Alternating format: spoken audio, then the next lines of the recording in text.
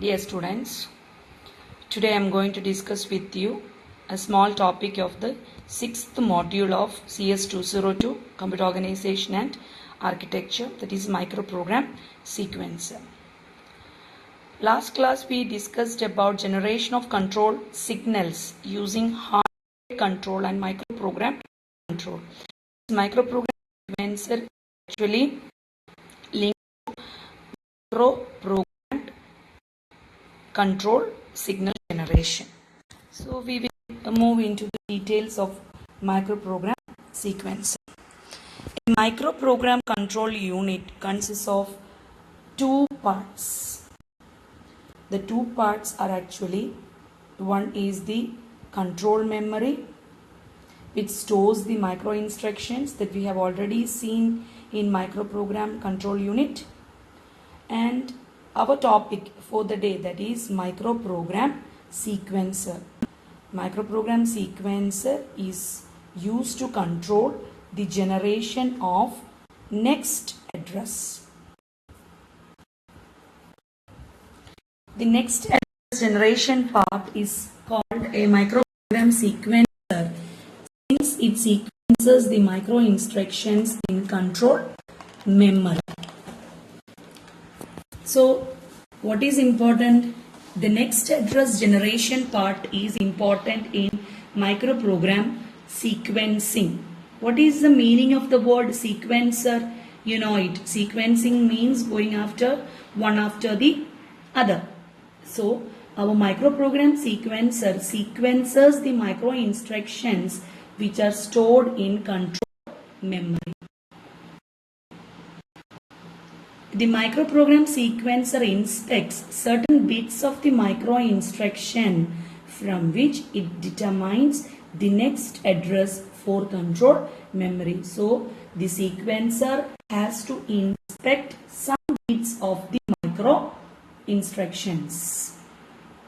Some bits of the micro instructions. So, we will see in detail what are the things that we have to remember, or what are the things that the microprogram sequencer has to do. So a typical sequencer provides the following address sequencing capability, that is, a microprogram sequencer must have 5 sequencing capabilities. The first one is that increments the present address for control memory. What is memory? You know that in control memory, the micro instructions are being stored. So the first capability is that it must increment the present address for control memory. Second one is that branches to an address as specified by the address field of the micro instruction. What is being given by the address field of the micro instruction, to there we have to branch. Another sequencing capability a typical sequencer provides. Third is to branch to a given address if a specified status bit is equal to 1. We have studied about status bit in 2 modules, first module as well as the 5th module. You know about status bit. So, the third capability is to branch to a given address if a specified status bit is equal to 1. We will see the fourth one. What is the fourth one? Transfers control to a new address as specified by an external source. If you remember your diagram of micro program control unit, you can see what are the external inputs given. So from there you can understand that the fourth capability is nothing but to transfer control to an address given by an external source. And the fifth one, it must have the facility for subroutine calls and returns. You have to remember what we studied about, or what happens when a subroutine call is encountered, and control goes to subroutine to execute the subroutine, and what happens when a return is encountered in a subroutine. So these are the 5 capabilities that must be provided by a typical microprogram sequencer. Now we are going to the details of all things that we have seen. In most cases, the micro instructions are read from the control memory in succession. I told you sequencing, that is going one after the other. So your micro instructions are stored in the control memory and these are read one by one from the control memory in succession. That means one after the other. So it is accomplished by incrementing the address register of the control memory. If you know what we studied in module 1, like your PC incrementing, what is PC program counter? What is the content of PC point the address of the next instruction that is to be executed. That is what is happening while you are executing an instruction. Just like that, your control memory has got your micro instruction and has to be executed in succession, and this can be accomplished by incrementing the address register of the control memory. So in some formats, each micro instruction contains an address field for sequential addresses. So it would be very easy, like because you have address field in the micro instruction, you can advance to the sequential addresses.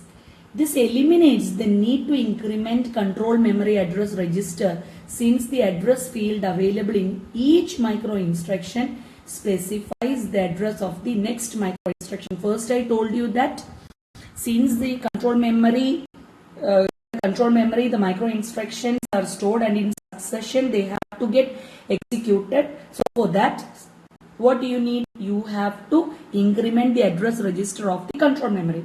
Another option is given where the micro instruction contains address field.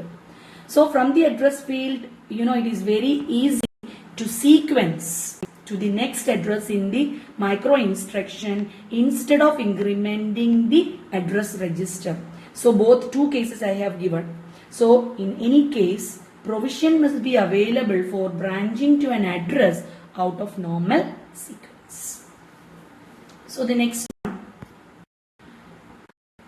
Now we discussed about sequential, like branching going sequentially through the control memory, fetching instructions. Now I'm going to tell you about transferring to a non-sequential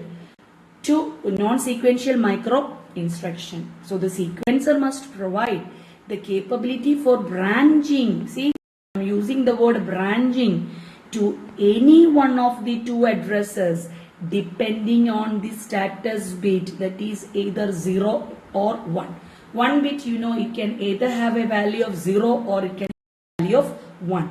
Depending on the value of 1, some action will be taken. Depending on the value of 0, another action will be taken. I've written clearly, you will see, that is, if the status bit is equal to 1, branch to address specified by the address field of the micro instruction. Otherwise, that means your status bit is going to be 0. You have to go to, or the sequencer has to go to the next address in sequence. This arrangement requires the capability of incrementing the address register. We have already discussed this in the previous slide. Now, the sequencer transfers a new address for control memory to start executing a new macro operation. We know subroutines. Subroutines are programs used by other routines to accomplish a particular task. We have discussed about many, examples of subroutines, like calculating square root of a number that is being executed many times in a program. If you remember correctly, the same example I have used in many of my lectures. So this particular task, or you are writing a subroutine for a particular task, and that may be called from any point within the main body of the micro program. Many micro programs contain identical sections of code. So micro instructions can be saved by employing subroutines which use common sections of micro code. So no need to write the same thing again and again. Instead of that, you can write one subroutine, and that subroutine can be used wherever you need to execute that particular task.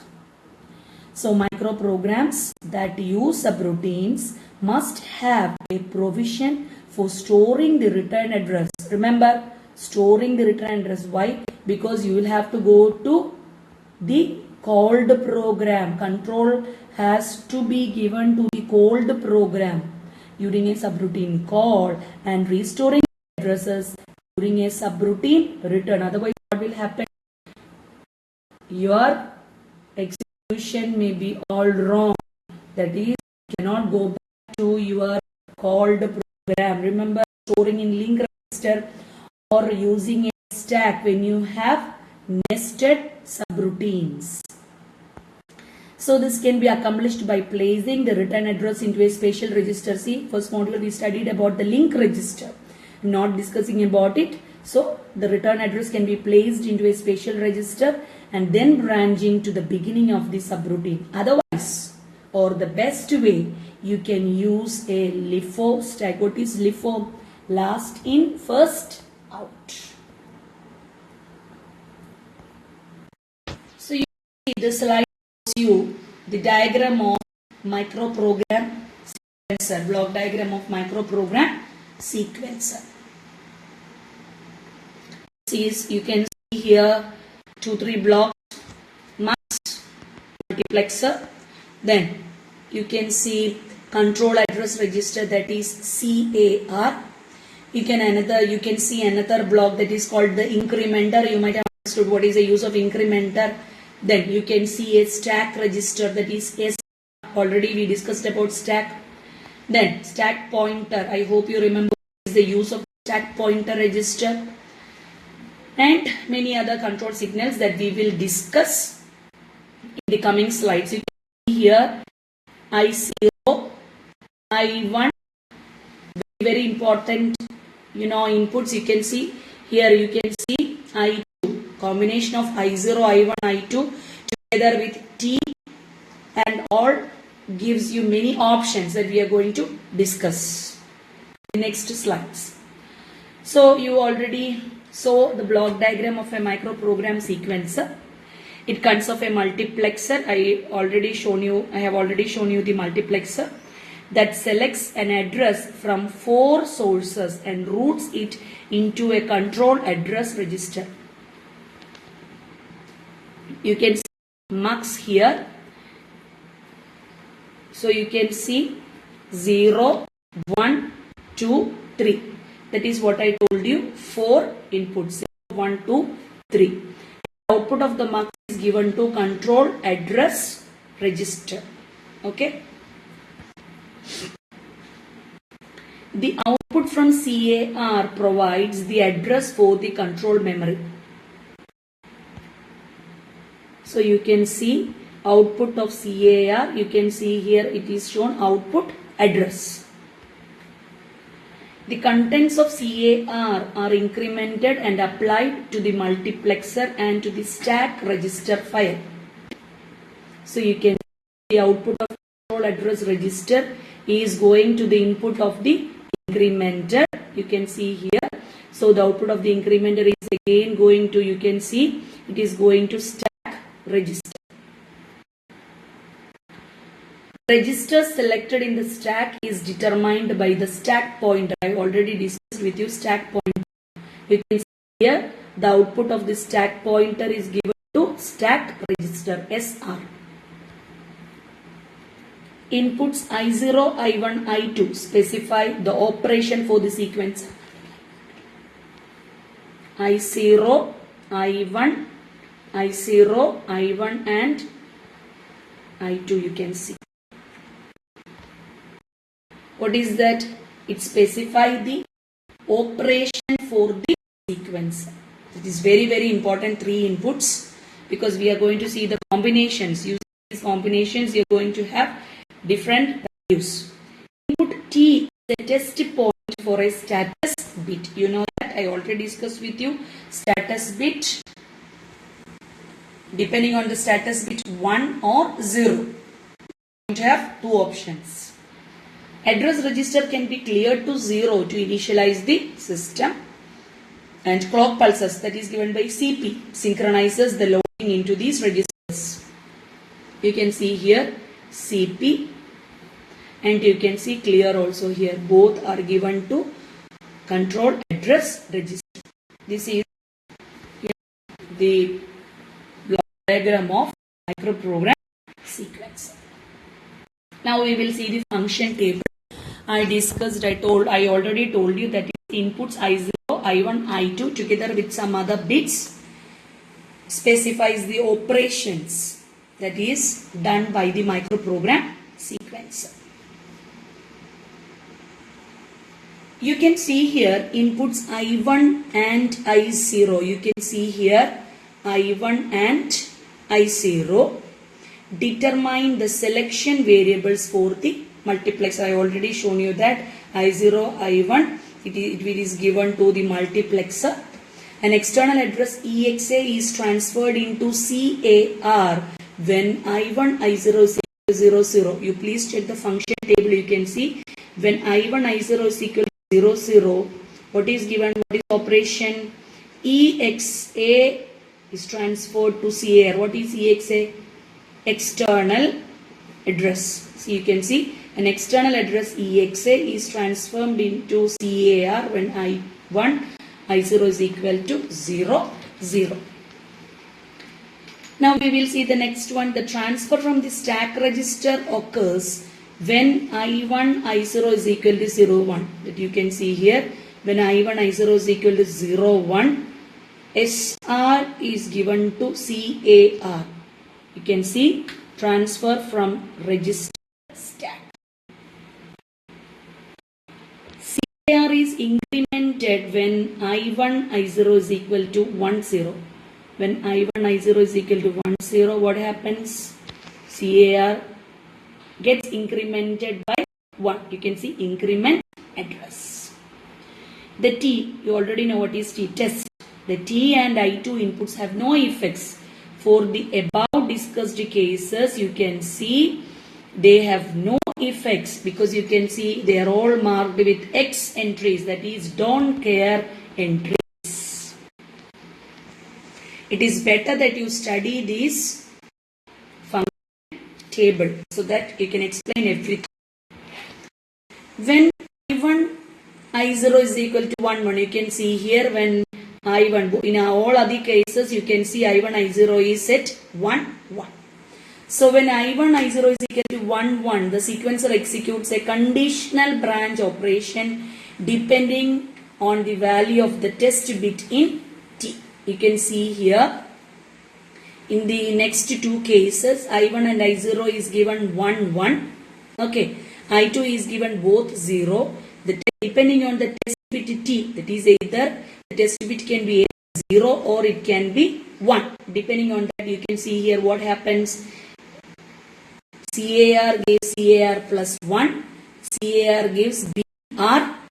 That is what I told you.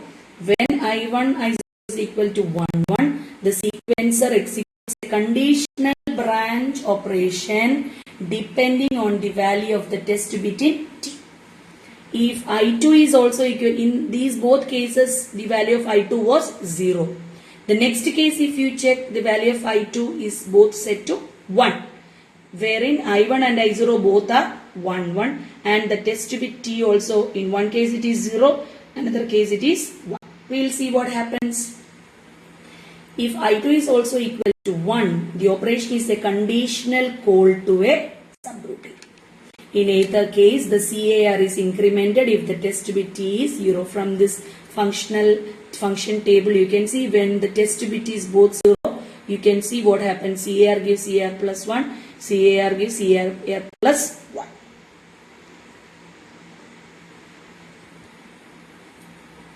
The branch address BAR is transferred to CAR if T is equal to 1. To CAR if T is equal to 1.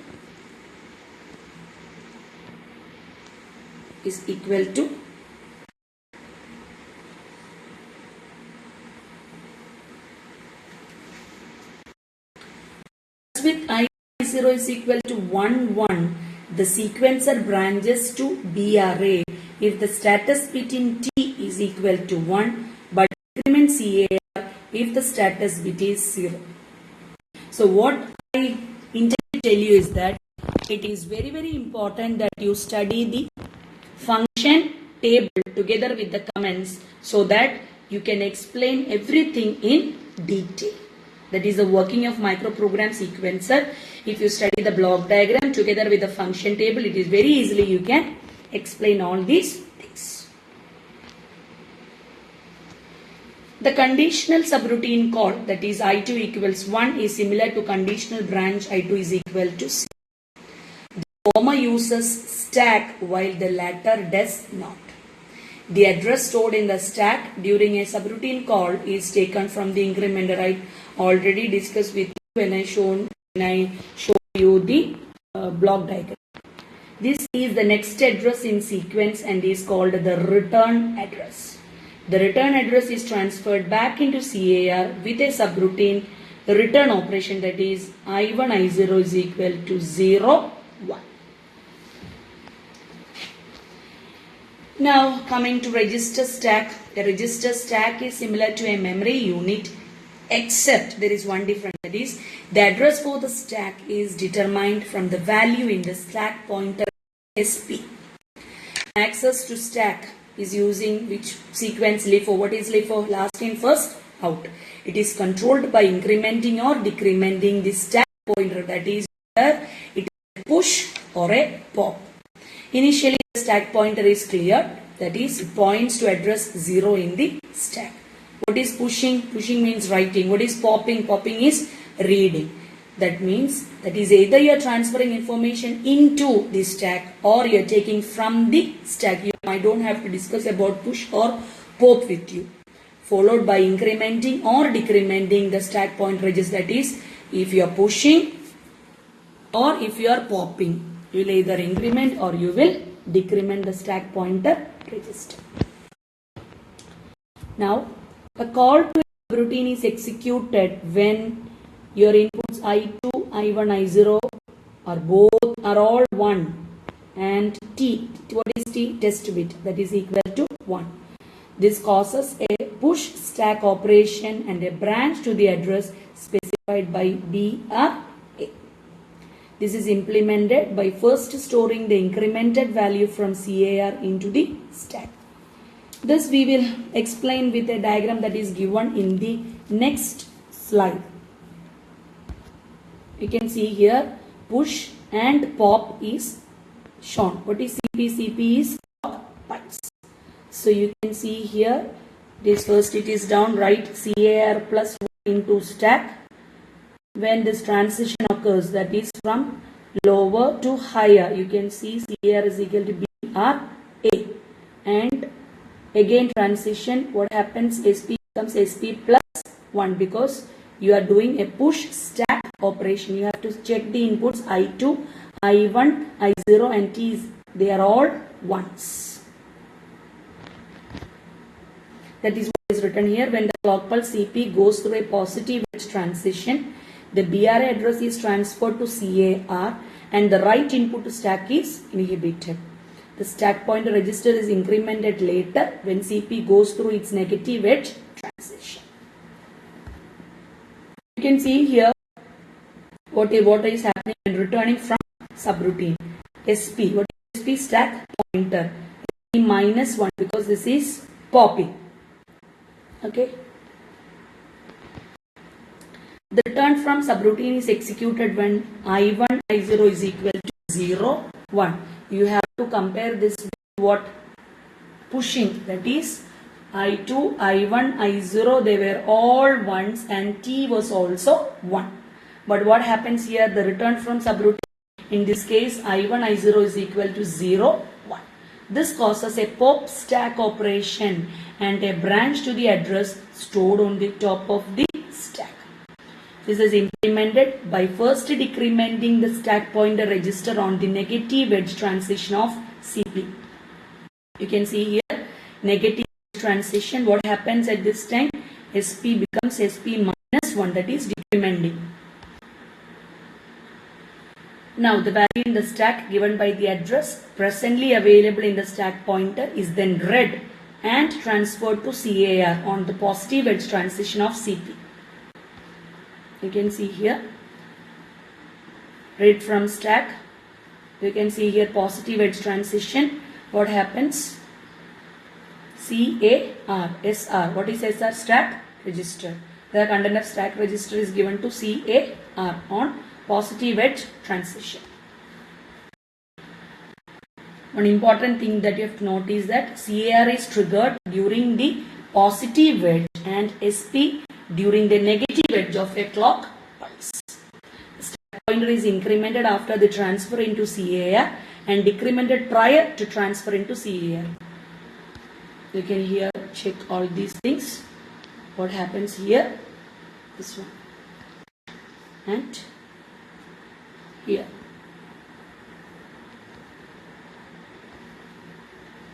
So that's all about microprogram sequencer. Thank you.